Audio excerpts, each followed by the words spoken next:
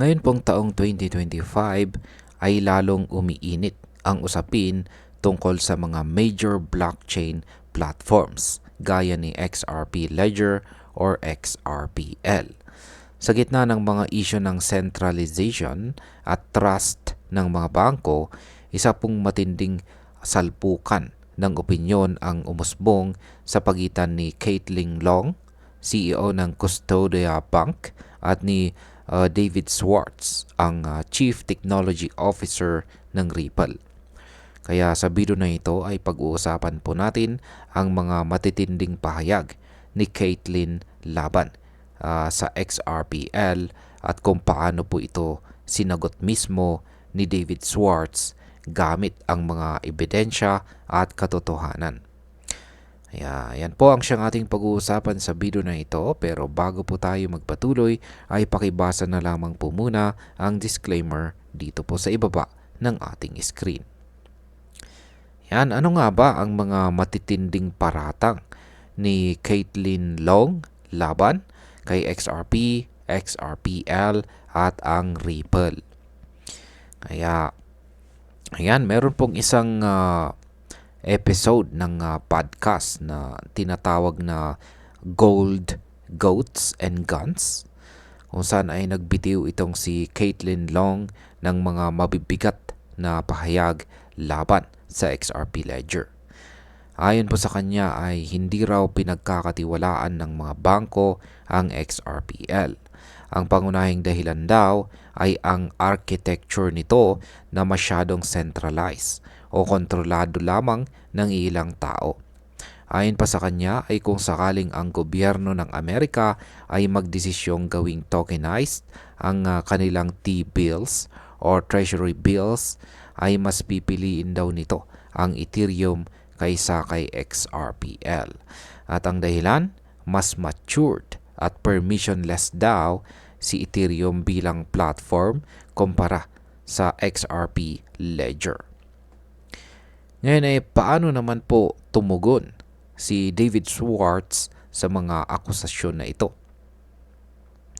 Yan, hindi po nagpatumpik-tumpik si David Schwartz at agad na nagpahayag na handa siyang makipag-usap kay Caitlin Long sa isang fact-based na usapan. Sa kanyang mismong post ay sinabi ni David na bukas siya na pag-usapan ang lahat ng issue mula po kay Ripple, RLUSD, XRPL hanggang sa mismong token na si XRP. Ipinunto po ni David na mas makakabuti kung ang mga opinyon ay pagbabatayan ng mga facts at hindi lang basta haka-haka or personal bias. Tinawag rin niya ang pansin ni Caitlin sa mga datos na ibinahagi ni Vet, isang kilalang figure sa XRP community. Ngayon ay ano po ang mga ebidensyang inilatag ng XRP community para pasinungalingan ang paratang ni Caitlin? Yan, si Vet na isang prominent member ng XRP community ay agad na bumuelta sa mga pahayag ni Caitlin. Isa sa mga unang punto niyang nilinaw ay ang maling akala na may initial coin offering or ICO si XRP. Ayon po kay Vet ay hindi kailanman nag-conduct ng ICO si Ripple. Sa halip ay ang buong 100 billion XRP ay nailagay agad sa isang Genesis account noong umpisa pa lamang ng XRPL.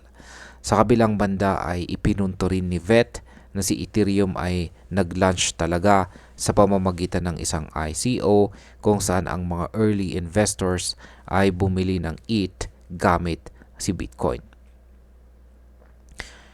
Ngayon ay sunod na katanungan ay decentralized ba talaga ang XRPL or kontrolado lang ng iilan?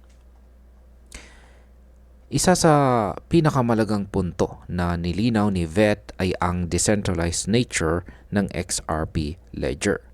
Ayon sa kanya ay may mga individual na nagpapatakbo ng hanggang 1,000 nodes sa buong network. Ibig pong sabihin nito ay hindi ito basta-basta kayang kontrolin ng isang entity o ng Ripple lamang. Bukod pa rito ay sinabi ni Vet na aktibong ginagamit ni Ripple ang XRPL at dito na rin nila inilaunch ang kanilang stablecoin na si RLUSD. Ipinakita rin niya ang patuloy na pag-unlad ng XRPL sa pamamagitan ng mga amendments na nagpapalawak at nagpapahusay sa kakayahan ng network. Sunod po na tanong ay paano naman tinanggap ng iba pang mga members or ng XRP community ang isyong ito. Ayan, isa pang aktibong personalidad sa XRP community ay si Mikkel. At siya po ay nagpahayag din ng kanyang opinyon. Ayon po sa kanya ay nauna nang ginawa ang XRPL bago pa man maibenta si XRP sa publiko.